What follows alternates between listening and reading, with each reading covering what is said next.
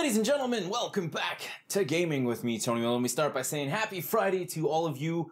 We're going to be heading into your weekends. The snow has finally fallen. Nerys is very happy, and snow makes me happy. It's one of the reasons I still live where I live. I always said if I hated the snow as much as some other people do, I would have moved a long time ago. I can go live anywhere and work a minimum wage job if I hated that much, but I actually do love it to death. Driving in it can suck sometimes, especially when you got to go long distances like I had to this morning.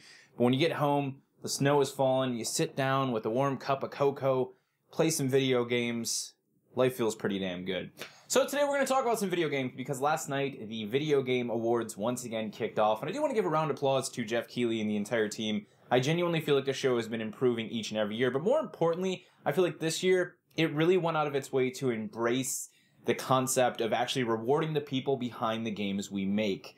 For example, they brought Carol Shaw on. She was a game developer back during the days of Atari. She actually worked on River Raid and some other games that were actually pretty critically acclaimed for their time. And they actually brought her on. They gave her like a Lifetime Achievement Award. And number one, she was just a wonderful woman. The first thing she did when she got up on stage was thank the people who made the award possible. That was the first people she thanked. She's just a wonderful person. And that's a part of our history. That's a part of our culture. It really pains me that we don't spend more time talking about the people that helped build this industry in the first place. And it pains me even more that we don't spend enough time talking about the people that are currently keeping the industry alive and well. You know, we always focus on the negative, we focus on the bad way too often when there are so many people out there doing great things, so many individuals making the games that we play as special and as memorable as they are. And that's really special. And when the Game Awards, you know, spends more time awarding those people and recognizing those people, I think that really showcases the fact that we're going in a good direction. I really did, all in all, enjoy a part of the awards ceremony that I got to catch. Pretty much like the last... Actually, I probably caught more than half of it. So today, I want to talk about some of the games that were at the show in terms of reveals. Now, there were so many new reveals there. Bayonetta 3, which we just simply don't deserve. I'm so excited about that. Not to mention Bayonetta 1 and 2 coming to the Switch. I'll definitely be rebuying those. Platinum Games can have all my money. They're a fantastic studio, and Bayonetta is just one of the most incredible, sort of action combat games I've ever got to play. For me, that was like the evolution of Devil May Cry. As Devil May Cry kind of faded away, that, started to pop up again. So I handpicked, I guess, a few games I wanted to mention. Obviously, Death Stranding. How can we not talk about Death Stranding? Hideo Kojima, we actually had Norman Reedus there because he's going to be playing one of the characters. But, man, that was a long and just trippy trailer. I would not expect anything less from Kojima. And honestly, in an industry where it feels like developers aren't really allowed to try out interesting and exotic ideas that really bend the human perspective of what is real and what should be, it's lovely to see Kojima once again making a brand new franchise that's as twisted, possibly more twisted, and more insane than Metal Gear Solid even was. It looks stunning. And the concept of some of the enemies and the creatures and just everything about the design of Death Stranding had me grinning from ear to ear. I complain to my brother constantly about the lack of interesting and unique design in games. In entertainment as a whole, humans are very afraid of change and odd and strange things, right? But it seems like Kojima has that power to make those odd and strange things, much like Guillermo does as well, who's also working on the project with him, Guillermo del Toro.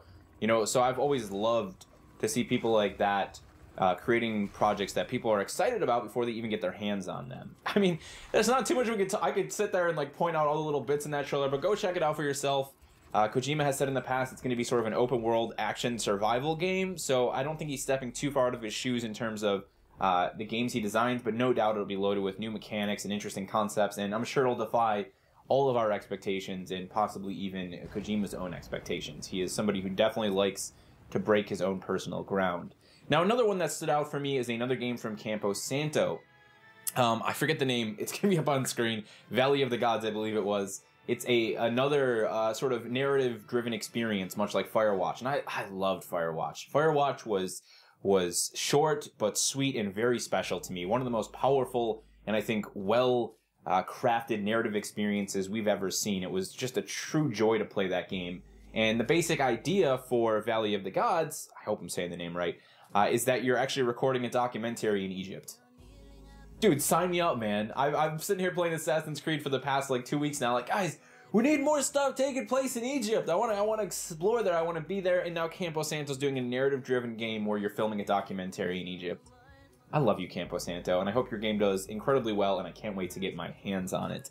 Now, there were, again, a bunch of other mixed releases here and there we could talk about, but I wanted to spend quite a bit of time talking about one last game that was revealed at the show. I've been following 10 Chambers for probably well over a year now. They're actually a studio led by one of the original designer of Payday. So this guy has been gone from Overkill for a long time now. He hasn't had his hands in Payday, I think, like since, late days of the original. And he put together 10 Chambers, which is a new studio that was said to be working on a 4-player hardcore first-person shooter experience. Like 4-player co-op, hardcore FPS, just like the original Payday. And I was like, sign me up for your newsletter, bros. And, they teased with some music a while back, very synth-oriented, very creepy. It is supposed to also be a sort of horror-esque experience. And we got the very first gameplay trailer, the very first look at actual content of Get the Fuck Out. Now, I'm not telling you to get the fuck out. You can stay. I mean, it's your house probably where you're watching this. You don't have to leave your room or anything like that. But that's the game. It's called GTFO. And when you see the footage that's playing right now, you can imagine why it's called Get the Fuck Out. It looks absolutely terrifying. 4-player co-op. There's some things to note in the trailer that stood out to me. It is very much apparently class-based. You can see that each of the characters, when you look down in the corner of the screen there, has their own special abilities. So one of the guys has like a mapper. Another guy has a torch. We'll actually see one of the characters deploy a defense turret. And they're working for someone. The basic concept seems like these are people just trying to make their living, put food on the table by going deep into these dark, old, abandoned sort of mechanical mines and looking for materials that are worth money while also dealing with some sort of a threat. We see them call out one enemy type called sleepers that are actually just standing there, frozen, terrifyingly as they walk past them. An alarm ended up going off as they're hacking into one of the doors. One of the characters is totally the guy who voiced Atlas in BioShock, which made me feel safe for about a moment. And then we see them just unloading with some really unique-looking weapons. While there was a shotgun that looked a little bit more standard, the first character that we see shoot, the character that deploys the mini-turret, has a very large square optic. It's really, obviously, large magazine-size automatic weapon. And that got my brain turning really immediately. I loved seeing a weapon that was clearly designed for the job at hand. Obviously, they don't want to go down there and have to pull the trigger to ever in this universe. It looks absolutely messed up. But when they do, they need a big sight picture, something that's easy to track targets with, and they need a big fat magazine and a high fire rate so they can shred through these enemies that they're dealing with.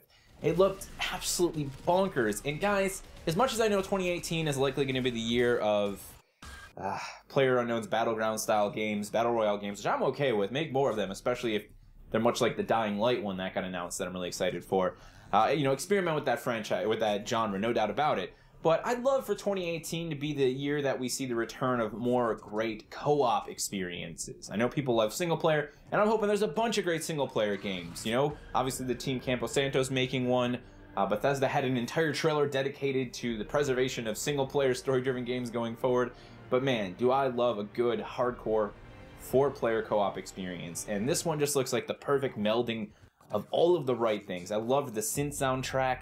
I love the diversity in the characters. Again, this is something that I really stress a lot. I can't stand when games are so hum and drum with the characters that they put within their experiences. If you're going to have actual characters that speak, that are alive, much like Payday did, very diverse set of characters even in that game, I want them to have different personalities and different backgrounds, different cultures and ethnicities even. And we kind of get a little bit out in this trailer. We can hear what sounds like the Irish and Atlas. I love that. I love that these characters already feel alive in just a short trailer. And unfortunately, the trailer ends with the last character who thought he was going to GTFO getting killed by something that he hadn't recognized. It's very clear as he calls out, "What is that?" And there's also a bit of narration over the top of it from someone who seems to be of African descent. He sounded very, I don't want to say tribal, but he did have a very thick accent as if he was from from a native location in Africa. Just with a really creepy narrative. There were a lot of layers to this, and I'm very excited to see the future of GTFO. I love the name, by the way.